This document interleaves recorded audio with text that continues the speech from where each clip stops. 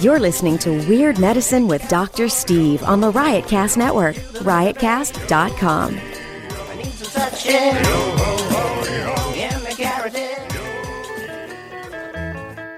Weird Medicine contains mature contents that may be offended to some listeners. Let me What did I do wrong then? Your all's house is like an oven.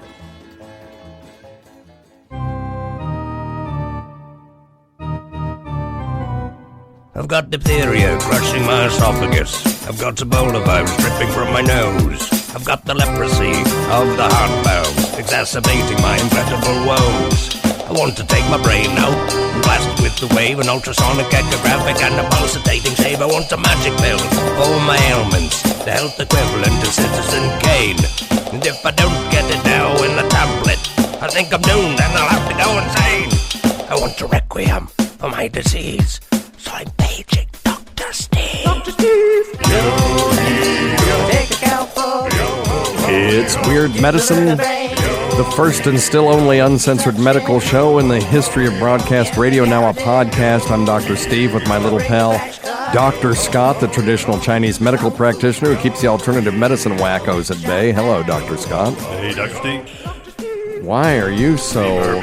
What in the hell is that about? Hello. Oh, okay, because I'm an idiot.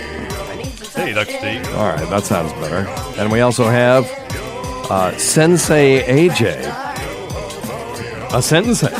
Hello, Sensei. He's doing all our technical stuff today, except running the board and running the... he pushes the button to start the YouTube channel. This is a show for people who have never listened to a medical show on the radio or the internet. If you've got a question you're embarrassed to take to your regular medical provider, if you can't find an answer anywhere else, give us a call at 347-766-4323. That's 347. If you're listening to us live, the number is 754-227-3647. That's 754. Double deuce penis. Yeah, 754 Bear Nip. By the way, you can follow us on Twitter at Weird Medicine, at Lady Diagnosis, or at DrScottWM, and visit our website at weirdmedicine.com for podcast, medical news, and stuff you can buy, or go to our merchandise store at cafepress.com/weirdmedicine. Most importantly, we are not your medical providers. Take everything you hear with a grain of salt. Don't act on anything you hear on this show without talking it over with your doctor, nurse practitioner, physician assistant, pharmacist, chiropractor, acupuncturist, yoga master, physical therapist, clinical laboratory scientist, or whatever. All right, very good. Well, do you have our YouTube channel up? Just pulled it up. Okay, can you make it go away? It's echoing. I muted it. Thank you. Hey, a couple of things. We did that poll last show, or the show before, about the opening, and the overwhelming consensus was leave it alone. We were talking about shortening the opening, Sensei, because I know you don't listen to the show. That's actually not true. I'm just a little behind. That's okay. And so I just said, because like if I listen to DC On Screen, I always skip over their intro because it's really long, and I like those guys, but I can't. I don't have enough time, so I skip over it. And I wondered if people were skipping over our intro as well. Now, I do try to throw in a couple of interesting things every once in a while we're doing the intro to keep people listening to it. But the overwhelming response was keep it. And the ones that said that they skip over it, I said just skip over it. Just don't change anything. A lot of these players that people use for their podcast and whatnot. Have a plus 15 second. Have that, or have a fast a play and a faster speed. Yes. So it can kind of shorten down their time. But yeah. no, I would have, if I had known that, I would have voted to keep it. Yeah. Well, thank you. Sherwin Sleeves is awesome, by the way. Diane, have you watched the Sherwin Sleeves co-written show called Patriot on Amazon Prime? Wait a minute. Go ahead. Okay, do it. No. Okay. Say it again. One more time. No. No. Okay. Our friend Sherwin Sleeves is got a writing gig on this show Patriot with Steve Conrad, and if you haven't watched it, you need to watch it. It's very surreal, but it's also a great kind of spy show. It's super awesome, man. I'm telling you. And it's a good family. I mean, there's family stuff in there. There's it's just crazy. It's the craziest damn show I've ever watched, and it's absolutely worth it. I agree. It's the craziest, most insane thing I've ever seen. Yeah, I needed something to watch. In a good way. Yeah, it's kind of I don't even want to try to describe it. No. If you know Sherwin Sleeves is involved, it's going to be odd. And it's just very odd, but it's very engaging, and it's loads of fun. It's just a great show. So anyway, what else we got? So yeah, we're keeping the opening. Hey, don't forget to check out Dr. Scott's website, considering talking about the opening, simplyherbals.net. That's simplyherbals.net. You can get his fantastic best stuff in the world. Simply Herbal Sinus Rinse, which really is the best thing in the world. Love it. And it's quite excellent, and I give Dr. Scott a lot of shit about calling things islet cells and stuff like that, but he may not know how to pronounce medical terms. Shit. But he certainly can make some damn sinus rinse. He can't sing Sweet Melissa either. Oh, let's play that real quick. That I cannot do. Let's play that real quick. No. Cue that up. Jeez. It's okay. What we ought to do, though, Scott, sometime is go back and play that so people can see the difference, how much better you are now. 2 years later, you've really come a long way. Oh, shit, you couldn't get any worse. It's such a great song, though. We really need to do it again. We need to. Replace I do have a question for you and Dr. Scott. Yep. I love the nasal rinse, and it works great. But when every time I do it, the back of my head will get this burning, tightening sensation way back here in the back of my the back of my head. I don't know how else to describe it. I mean, again, it does what it's supposed to. It clears my nose out, and I can breathe better. But it's just that water up your nose burning process. But I get it all the way in the. Right. Well, it's probably like similar to the sensation you get just before you sneeze too, where you get all that kind of contraction, but it's not going all the way to a sneeze. So it's like we have these things called migraine variants where people will get, they'll see the flashing lights but not get a headache. Right. So it may be a sneeze variant. Okay. That's the only thing I can think of. Interesting. What do you think, Scott? Probably needs some astragalus. astragalus. It needs some astragalus, unless it's just stimulating that posterior sinus. Maybe just got a bunch of shit jammed up in there. Yeah. Well, is it like an ice cream headache? Because that's the sphenoid sinus. No, it's not like that. Should we talk about the physics of an ice cream headache since we brought it up? So, brain freeze. Every air-filled cavity in the body has a connection to the outside world. So your middle ears have the eustachian tube.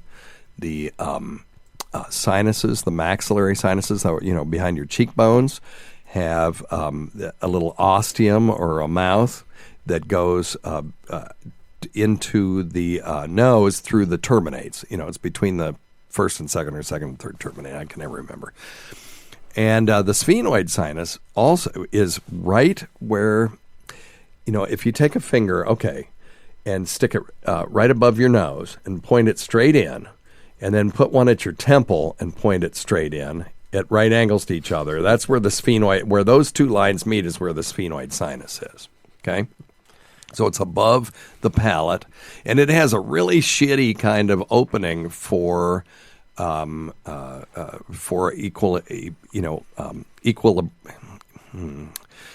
equalizing the pressure between equilibration of the pressure between the inside and the outside. That's what those holes are for. Okay, so when you eat ice cream real fast, it cools down the air in the sphenoid sinus, right? Because it's hitting the top of your mouth, the roof of your mouth, and so the air inside the sphenoid sinus shrinks. But that ostium that it has can't quite equilibrate the pressure fast enough. And so when you have a negative pressure in there, it's putting tension on the mucous membrane inside that sinus, and it contracts, and that causes pain. And so you have a couple of things that you can do to get rid of an ice cream headache. One is drink something warm, and then it'll expand that air in there. Or you can just man up and just wait 5 seconds because it'll go away. So That's a long 5 seconds. I know it is. Yeah. All right, so Sensei, you went to CES this year, or you? Well, I wish I was gone. No, I just follow it like crazy. Oh, okay, yeah, because you're an audio technical guy. You want to plug your business at all, or do you not want people knowing you're involved in this? Not right now. Okay, there's some, yeah. Okay, fair enough. So, you saw some cool medical stuff, though. A lot of interesting things, and I knew it was coming here today, and I was just watching some of the awards that were given for some of the best of in the show, and being Weird Medicine. One of the things that caught my eye, I noticed today, was Stanley Black & Decker, which everybody knows those names in the tool hardware, has come up with a countertop pill dispensing robot. What? Yep, it is going to be called. Sorry, I am not more prepared. Let's see if I can find the name of it. But it sits on your pillow. Yeah. Yep. That's it. It is? Oh, I was going to say that's a stupid name. No, it's something close. I am Pillow. Yeah, I'll find it. Hang on. Push your man. I ain't gonna push your man. Wait a minute. Are you sure you've not seen this? Because that's exactly what it's called. PILLO Health. Pillow Health. Of course, they always name them stupid shit like that. And it just sits on your counter. It's got a round face with a base that you sit a little shot glass under, and it puts your pills in it for the day. And you don't need a robot for that. This shit. What's that trying to avoid? Mistakes. If you got an elderly person, So it tracks. Demented. and they can't Tacey the other day couldn't remember if she took her pills, so she didn't know, should I take them again or should I just skip them? And so you don't know. So this robot, instead of setting out, like if you've got an elderly parent, you have this pill box and they don't know what Monday and which one's Tuesday, and then they just take them all. This thing will just put them out like a dog food dispenser. But they already have these that are mechanical. Yes. You don't need a Wi-Fi enabled robot to do this. You need something you could even have a spring mechanism that just goes through and just pops stuff out, So this kind of shit is starting to drive me a little crazy, because I went to buy a blender the other day. It was hard to find one that wasn't Wi-Fi enabled. Why do I need a Wi-Fi enabled blender? Or a Wi-Fi enabled stove? Samsung makes these stoves and shit to turn. I'm not turning it on. Oh, hell no. Amazon released last year before Christmas a Amazon Alexa microwave, and you say, Alexa, pop. Alexa, stop. Popcorn. Yeah, it's everybody whose Alexa device I set off, I apologize. But, I got yelled at for that. Should I play some Power? Alexa, stop.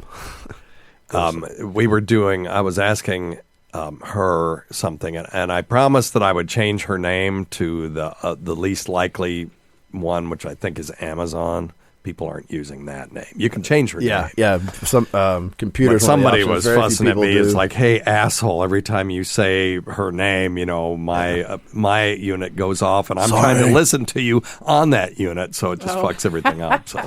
But that I did not see through the CES. I found that today while researching the links for the products. I did see push on the buttons, CES, and so there's gradations of this. I have my lights controlled by her. Yes, and my wife's like, "Why? Because it's too hard to just flip the switch on and off." She's such a killer. I know, but and then there are probably people out there that love their so and so enabled microwave, and I'm shitting on them. So.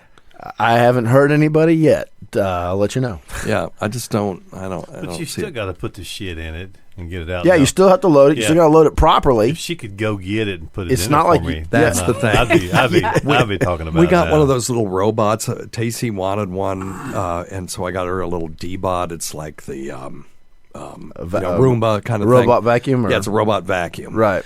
And it's really cool. I've got it set to go off at 2 in the morning, and when I go down in the morning, it's got a bin full of stuff. But what and it's all dog hair because we've got a Labradoodle and a something. Well, the Labradoodle, they're both F2 Labradoodles, meaning they were Labradoodle bred to a Labradoodle. That is a mistake, by the way.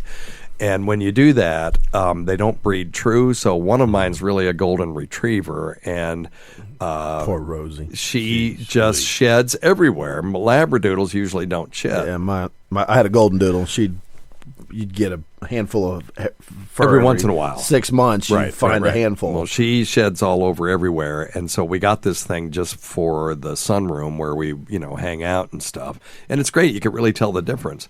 But the problem with it is, you have to pick it up and you got to empty it, and then you got to clean it out, and then you put it back, and then you stick it. I mean, with all that work, I might as well just swept the place myself. Okay. So when they get them so that they'll maintain themselves, now I'm all in. All right, that's what Scott I was have an talking answer about for with you, but that's off topic of weird medicine. But it doesn't matter. Okay, well, they did. Roomba's not off the topic of weird medicine. Well, you're going to get me talking geeky stuff, and then we're never going to get back on track. That's fine. One of the companies, and I want to say Roomba, came up with a new version where the vacuum docks, and the stand that it docks to sucks out. That's cool. What is inside the vacuum into a much larger bin. So you only have to change it once a week instead of once a day. So then you're changing out the bin that sits in the wall, the charger is, not the vacuum itself. Invent a robot that'll take it and put it in the trash, and I don't have to mess with it at all. Yeah, and that would be cool. Then I think we've That's got called something. your child.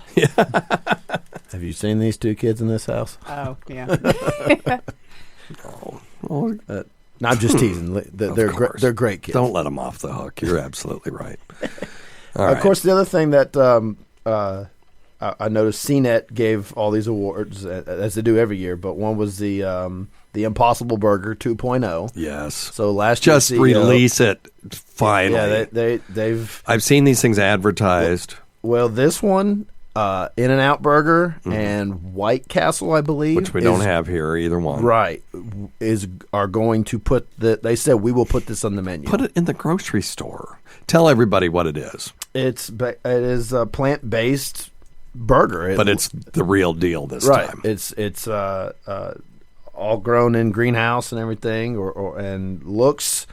Apparently, I wish I was there to taste it, but because they were giving them away like hotcakes. They say it looks, tastes, and even bleeds like regular hamburger meat. Yes. And it's supposed to be outstanding. Every review I've ever read of it, both amateur and professional, have given it rave reviews. And I've been reading about it for years. And it's like, just come out with it already. So it's not a bean burger? I don't know what vegetables they're using. Yeah, they haven't. What's the nutrition? Is it? That was my other question. Yeah, it's a bioavailable iron and protein is the same serving size as ground beef. 14 grams of fat and 240 calories per quarter pound. I tell you, if you've never had any jackfruit truly mimics jackfruit. Pork. Jackfruit.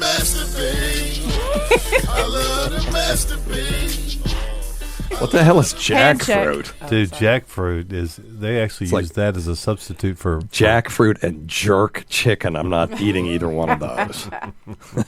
And no, go ahead. Tell me what jackfruit is. But no, jackfruit is really it is a fruit.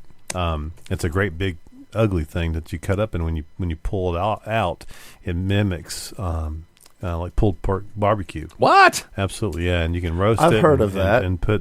And put the barbecue sauce in it. And I'm telling you, it's fucking I didn't dead think they called it jackfruit, though, but I remember seeing that. Okay, let's look it up real quick. This is a podcast, not our regular radio show. Is it on Amazon? It's good chipmunk. Hey, the new place in Johnson City, the Southern Craft, has it. Calories in an 8-ounce hamburger patty is 463 according to this. So it's half of the calories. Right. It's fabulous. Let's look up jackfruit. What is jackfruit? This miracle fruit. Everything's a fucking miracle. Jackfruit Company, the jack of all foods. Wow, yeah, and it's they're showing it like it's pork. Sons of bitches. Yeah, well, no, I didn't. I told you. Okay, we didn't doubt that part. I'm just doubting that it's good. Let's see. It's naturally drought and pest resistance, requires no artificial irrigation, pesticides, or herbicides, so it'd be good for, agri-economies in third world countries. Easy to grow. The fruit is huge. A single jackfruit can grow up to 100 pounds. Yep. Jeez. Huh. So I'm just at jackfruitcompany.com, and they've got curry, barbecue. Well, I want to try some. What's the nutritional information, Dr. Scott? I have no idea. Well, you're telling us you want us to eat this stuff. Frozen jackfruit banana ice cream, and then you turn around and it's pork. It's weird. That's weird. Now we've got one of our friends on YouTube says that the Soylent Green. Soylent Green is people. Soylent Green. It's made from people. It's people. It's people. They've never seen that movie, Soylent Green? I guess no. That must be really old. Okay. Like a really old movie. Yeah, you're not so young, your damn self. Okay. All right. Soylent. I know that there is a company called Soylent out there. Yeah. Soylent's got your back. They make some other things. I don't know what's in their stuff. I'm assuming it's soy. If they're sure, that's their name. One will assume. But anyway, okay. Well, yeah. So I'm very interested in this Impossible Burger. Everybody ever talk about it? They said it was great. So. Yeah, cool. All right. What else you got? Another award was this personal device people can wear that have bladder issues, and it's just a small ultrasound that detects the level of fluid in the bladder and lets people know when they need to. So it alerts them? Correct. So yes. They don't have to just monitor it. It goes off. So there's not an image on there. Correct. It's all back to your smartphone. And okay. Now, see, that's an app I can get behind. There are people that have neurogenic bladders, and they can't sense when they need to catheterize themselves often, and they don't have that sense of fullness. And if they leave urine in there too long, not only can it cause back pressure and affect the kidneys, but you can, encourage urinary tract infections and stuff like that. You got to, if you have retained fluid in the bladder, it's a culture medium. So it's called the D-Free, and it's how much is it? It's actually on Amazon apparently for $500. It retails or will be on Amazon $500 or rent for $40 per month. Wow, so it retails for $500. Oh, yeah, here we go. Has D, the letter D, free. Yep, that's it. Toilet timing predictive device. Supports independent toileting. Well, I may need that. I need some independent I don't want toileting. independent. I want codependent. You want codependent toileting. Well, I have to go to you. They've got they're on Twitter. Always. Of course they're on Twitter. D-Free DBZHD. Well, that's a horrible Twitter name. That's terrible. DBTCPLOPNPT. And there's also a D-Free dandruff lotion, so it's not that. Yeah, well, we'll put that on stuff.drsteve.com. We didn't talk about that yet, did we? No. Stuff.drsteve.com for all of your shopping needs. If you're going to Amazon, just use stuff.drsteve.com. Most of the products we've ever mentioned on this show are on there, and also you can just click through and buy your own stuff, whatever you want to buy. Don't forget tweakedaudio.com. Offer code FLUID, F-L-U-I-D, for the best earbuds for the price, and you get 33% off your order, which is a huge discount. And you've heard me talking about Noom. I'm now down to 171 from 188. Doing the Noom app. I love it. It really is something that has changed my life. And I used to be able to say this in an unbiased way, but no longer, because I'm now, they're not a sponsor of this show. But if you go to noom.drsteve.com, you can get 20% off of a membership, which is already, I think, like $10 less than Weight Watchers a month. And the first 2 weeks are free. So you get 2 weeks free and 20% off. You can try it out. You get an individual counselor. You get a group. You get a group counselor. So you get group support. The accountability is what made me really enjoy this and finally find success, you know. Just don't go to lunch with Dr. Steve. Why? Because he spends a half an hour looking up all his food. Shut up. That's if I'm not going to have a salad for lunch. Okay. Then you have to input it. No, it's true. Today's episode is brought to you by Angie. Angie has made it easier than ever to connect with skilled professionals to get all your jobs and projects done well. Let me tell you, there's the version of it where you try to do something at home, and then there's a version of it where you have someone help you, you watch them do it the right way, and you go, thank God I didn't try to do that myself. I have fully done things around the home that I think look good, and then a bang in the night, and I wake up to a shelf collapsing, a painting falling off the wall. I've seen it all go south. I own a home, and I can tell you, I know how much work it can take. Whether it's everyday maintenance and repairs or making dream projects a reality, it can be hard just to know where to start. But now all you need to do is Angie that and find a skilled local pro who will deliver the quality and expertise you need. Whatever your home project, big or small, indoor or outdoor, you can Angie that and connect with skilled professionals to get the project done well. Right now, one of my wish lists is I want a bike for my condo in Milwaukee, and I would love to rig it up on a pulley in the ceiling because I have one of those like lofted ceilings, but I'm so scared to try that on my own. Angie has 20 years of home experience, and they've combined it with new tools to simplify the whole process. Bring them your project online or with the Angie app. Answer a few questions and Angie can handle the rest from start to finish, or help you compare quotes from multiple pros and connect instantly, which means you can take care of any home project in just a few taps. Because when it comes to getting the most out of your home, you can do this when you Angie that. Download the free Angie mobile app today or visit Angie.com. That's ANGI.com. By the way, given that your money's never been any good when I buy your lunch, I'm surprised that you would criticize me. Don't bite the hand that feeds you. I'm just making fun. I know you are. You're delightful. But yeah, you input your food and your counselor sees it. So, my counselor is, she didn't like it that I said she was hot because she said the feminist in me doesn't like it. It's all about my looks. But it's like, no, it's a humorous thing that a dude would not want to tell an attractive woman that he has to tell what he's putting in his mouth, that he just ate a bag of chips and, 14 Snickers, So whatever works, because I don't want to tell her that, I don't do it. Because I've committed, whatever works. I've committed to being honest about it, So anyway, if you want to check it out, it's Noom, NOOM.drsteve.com, and check it out. And let me know if you try it. Let me know if it works for you.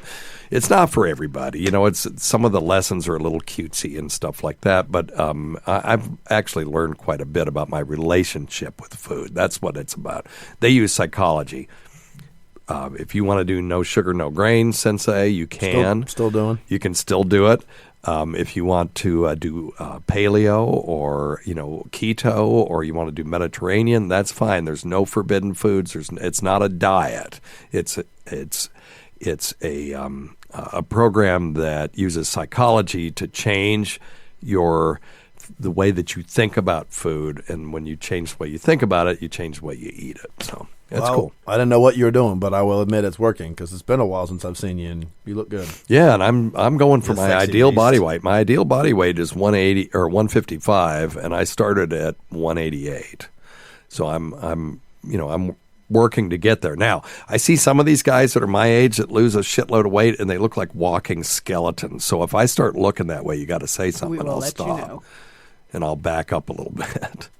But I don't like my big, fat, eggplant-shaped face, and that's getting a little bit better. And I finally had a picture of me where I didn't reach for Photoshop to Photoshop out my gut. So,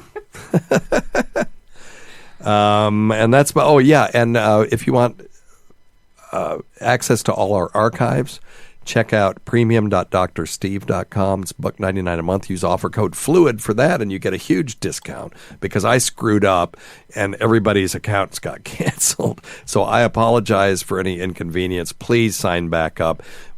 if it gets back up to where we were before, we'll do something special for just the premium listeners. All right. We were supposed to have guests today, and we're having some huge technical problems in the studio.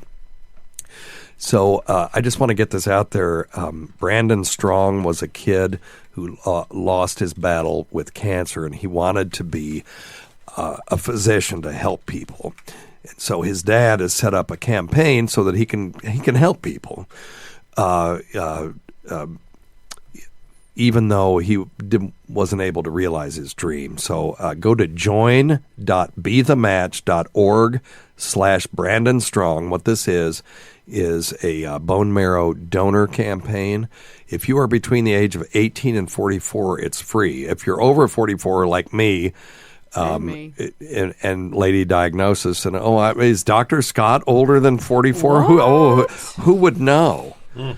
Then you got to pay $100, but it's worth it to be all you have to do is swab, and they don't take your bone marrow unless you're a match for somebody, and you can save somebody's life. So I am telling you right now, I am committed to doing this. So I'm going to do it this week, and then we'll have them on in a couple of weeks once I figure out what in the hell has happened to my mixing board or the software inside my computer that's not allowing us to take phone calls right now. I got a quick question, Dr. Yep. Steve. One of my, two of my students, their grandmother has been diagnosed with cancer. I don't know what kind.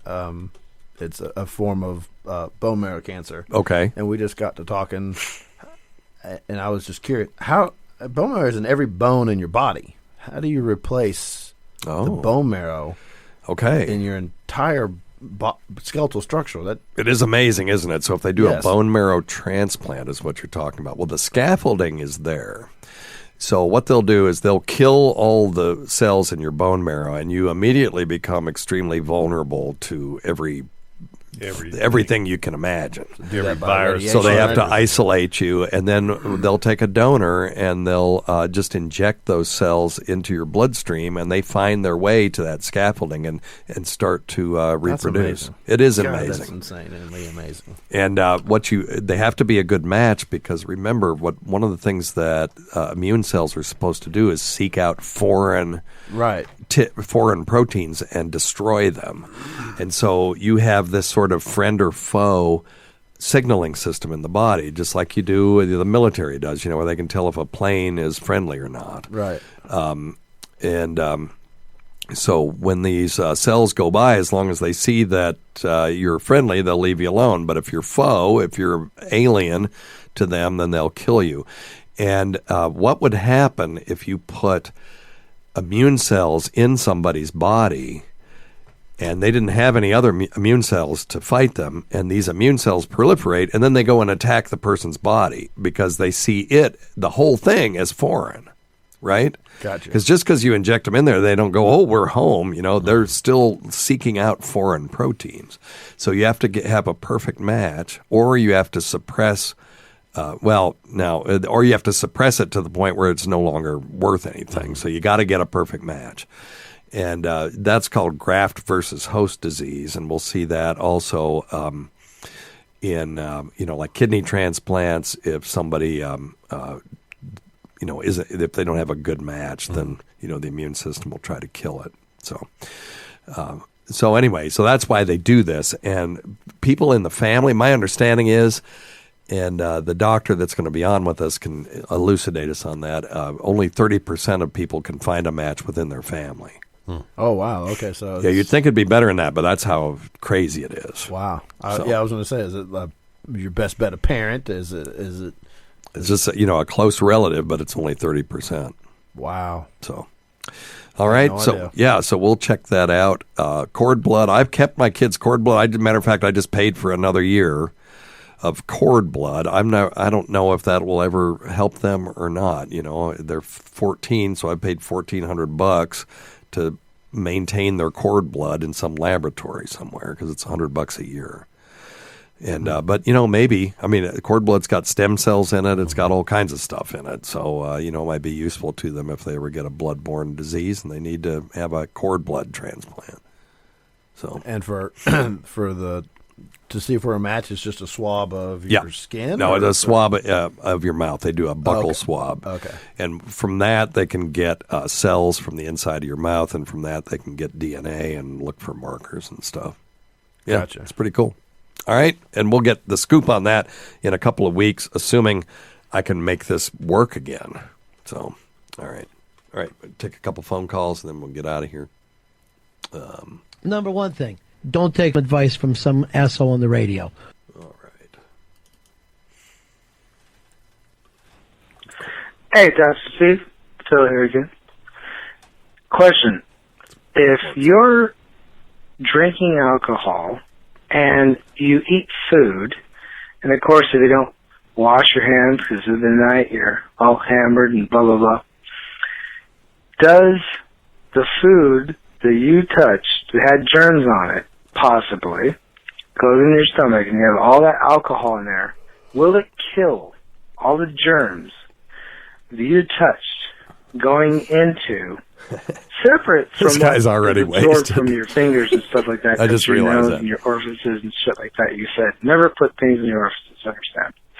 But does it matter? Yeah, okay. So he's asking if you drink a bunch of alcohol, will it kill germs in your food? No, the stomach acid will.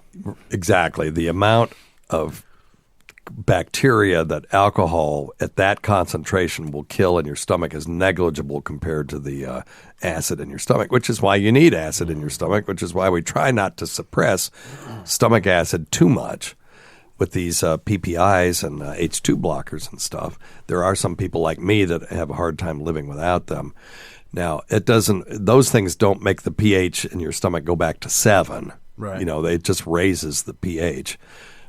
With the lower numbers being more acidic, normal pH in the stomach's around 4. But if you have just episodic heartburn, do what Dr. Scott does: a teaspoon or a tablespoon of yellow mustard. Typically about a tablespoon. Okay. Yeah. I hate yellow mustard, but damn, does that work? It really does work. It makes no sense. It's to me. insane. No, it makes no sense to me either, but it does.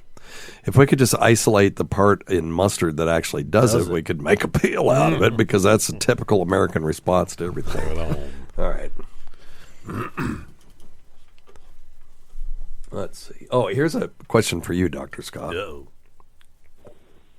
Hi, Dr. Steve. This is Phil from Tampa. Hope you're doing well. I have a question for you and for Dr. Scott about trying to gain some energy back during the day. Sometimes I work in an office environment, and usually in the afternoon, 2:30, I start to crash a little bit and I get a little tired. And I sleep okay to pretty well, 7 hours or so. And I was just curious if you could recommend anything to have a little pick-me-up. I don't really like 5-hour energy. I understand the idea of caffeine and things like that, but any sort of thing I could take, a vitamin or a supplement, or even something silly, like I do have the ability to kind of get up and take 5 or 10 minutes to myself, walk around, stretch, etc. Anything to keep me going during the day. Yeah. So I've got a couple of ideas, and it doesn't have to be a pill. No. When I That's my line. Let me tell my story, and then I'll let you jump in. When I was in 4th year medical school, I was fatigued all the time, but I was also working out. But I quit going to workouts because I was so tired. I'd get home, I'd be exhausted because you'd be up 36 hours. It's bullshit. Mm-hmm. So my trainer said, "How come you're not coming?" I said, "I'm just tired all the time." And he said, "That's the time to come." Mm-hmm. And I said, "Oh, right. Well, you know more about physiology than I do, that if you expend energy, somehow you'll get energy." And he said, "Yeah, exactly. Just try it once, jackass." So I said I was going to prove him wrong. Just sounds similar to the story about Battlestar Galactica when I told that guy he was an idiot when he said it was the best show on TV, and then I watched the first 5 minutes, and I'm like, "That's the best show on TV." But anyway, so I went to the gym, totally exhausted, did my whole workout, did the sauna, jumped in the pool, the hot tub, the whole thing, got out of there, and I felt like $1,000,000. I was like, damn, if he wasn't right, I absolutely have more energy. There's a physiologic reason for that, but we don't have to get into that so much. So, Dr. Scott, that's my story. That's my non-pill story for an allopathic physician. That's pretty good. So give him your thing, because I already know one thing you're going to say. Well, another non-pill thing would be just making sure, maybe laying off the sugars and the starches in the morning and afternoon. He may be having rebound hypoglycemia. Sure, he could be dumping. He could be dumping in the afternoon. And that's the first thing I would do is reevaluate the diet. Make sure you get more proteins and less sugars. Give yourself a bill. Then I would go to simplyherbals.net. There you go. Give yourself a bill. There it is. I knew that was coming. Get you some fatigue reprieve because it has astragalus in it. That's great. No, in all It seriousness, does. yeah, It really does. That's where it is. Yeah. That's so Hey, in all funny. seriousness, no, I love the astragalus for it. It's a safe energy booster. But the fatigue reprieve has astragalus and ginseng both. Yeah. But I tell people don't take that and take big shots of caffeine. Don't mix a bunch of energy things together. Pick one or the other. But Why? What happens? I don't know. That was man. GVAC's favorite, right? Yeah, it was. Was it the It's fatigue still, reprieve? It's Yeah. still my favorite. Yeah, I actually took some before I came over. You got today. any? Let's have some. I might have some. Yeah, I actually took some before I came over to kind of clear my mind. But yeah, the safest thing that's been used in Chinese medicine for years and years. It's Huang Qi, which is the astragalus, or Ren Qin, which is the ginseng. So pretty good stuff. Yeah, good. Just make sure you don't mix with a bunch of other things. The other thing, so I like the whole idea of more protein, less carbohydrates during the day to avoid those sugar spikes and sugar lows. The other thing, let's make sure we're not missing something. So the things I do in a male with fatigue are I'll screen them for sleep apnea, and if they are at risk for sleep apnea, consider a sleep study, because that's a cause of undiagnosed fatigue. Number 2, testosterone. Sure. Number 3, thyroid. And number 4, let's make sure you're not anemic. So, and then depression can also cause severe refractory fatigue. And remember, depression isn't sadness. Though people may only have a sad mood some of the time, but they'll have all the other symptoms: loss of interest in doing things, apathy, loss of motivation to do things. Those are 2 really different things. Sound similar. Loss of libido, fatigue. All these things kind of sound like low testosterone too. So these things can mimic each other. And sleep apnea. Yeah, and sleep apnea. Yeah, good All point. the above. So and transcendental meditation also works. Oh yeah, some TM. Lady For diagnosed fatigue. says she has. Oh she God, has yeah. Really? Yeah. You do it you're supposed to do it first thing in the morning, and then once I would just midday, fall asleep. Well, it's kind of your brain sometimes it does, but it's called resting your brain. Yeah. And as soon as that 20 minutes is up, you open your eyes and you're just like, woo! How about that? It's a whole nother, I don't know, like a whole nother day. And I would hypothesize maybe cortisol levels go down, serotonin goes up maybe a little bit while you're having TM. Possibly. Yeah, maybe so. Maybe. Just and I know in the resting. evening, we have these diurnal rhythms too. Diurnal just meaning, a 24-hour rhythm, and they'll vary during the day. The amount of hormones that you get in your body, and stress hormones change during the day. And I know when I get a cold, I feel worse at night. And I think there are some people that my son is that way. He feels fatigued in the early evening, right around dusk. And then there's the sundowners. And I all was that going stuff to say is sundowners. all that stuff is Yeah. involved in that. We actually work on a 24-hour cycle. There are certain hormones in our body that go up and down, and it does affect how we feel. So And even going outside and just looking at the sun and getting fresh air. Get some don't vitamin look D. actually at the Well, sun. no, but look up. yeah, I know what you mean. Yeah. Well, they say look up at the sky, I guess. Sure. Yeah. My kid is really having a lot of fatigue right now. I'm going to get him one of those sun lamps, and you can get that through stuff.drsteve.com, because it's true in the winter, particularly when it's gray and the sun is low and you never see the sun because it's dark when you go to work and it's dark when you leave work. There are people who are affected by that. It's called seasonal affective disorder, and a solar or a lamp that gives you some bright light during the day actually has been shown to improve that. So does going to Florida, which I'm doing on Thursday. That's awesome. So does vodka. Hey, vodka. Vodka. Oh. All right, let's answer It's not this been one. proven. Dr. Steve, I was watching the R. Kelly documentary the other day, and one of the gals who was in the house, I guess it was several women, and they were all having sex with R. Kelly. She got out and she had, I guess, hired an attorney after she heard that there were a lot of sexually transmitted diseases in the area or in the house. And she went to the doctor, and the doctor performed a blood test, and she was positive for herpes. And I've never heard of a blood test that you can get that will test positive or negative for herpes. I thought it was a visual. What do you think? Okay.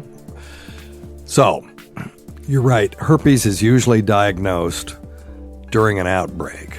So you get a cluster of small, painful blisters. Usually the primary event will happen about 4 days after you're exposed to herpes. And then those blisters will ulcerate, and you'll get these little scooped out places in that sort of cluster of small cluster of grapes appearance. If you swab the base of one of those, you can either culture the herpes virus out of it, or you can look at it under the microscope and look for these abnormal cells. But when you are exposed to herpes, your body will develop antibodies to it, which are just basically proteins that will mark those viruses for destruction by the rest of the immune system. And you can detect those in the bloodstream. So that blood test they did on her, all that tells her is that she's been exposed to herpes in the past. Doesn't say you're actively shedding virus. It doesn't say you are having an outbreak. It doesn't tell you when you got it, and it doesn't tell you who you got it from. Now, you can fractionate it to say whether it's herpes simplex 1 or 2, and that still doesn't tell you anything, because you can get herpes 1 on your lip, which is where you normally get it, but you can also get it on your genitalia, and likewise for herpes simplex 2. So it really doesn't tell anything. So many people have herpes simplex 1 just from cold sores. You know, if you get recurrent cold sores, you've got herpes simplex 1. So that really didn't tell anything, and they can't use that in a court of law unless if they don't get an expert witness to explain the timelessness of that blood test. Now you can say that it wasn't just the other day, because we have two kinds of antibodies in our bloodstream. One is IgM, which is acute, meaning if you have that, then you just got it the other day, and the rest are IgG. So, and that's what they test for on that. Hey, we got to get out of here. I got 16 seconds. Thanks to our listeners whose voicemail and topic ideas make this job very easy. Go to our website at drsteve.com. Until next time, check your stupid nuts for lumps, quit smoking, get off your asses, and get some exercise. We'll see you in 1 week for the next edition of Weird Medicine.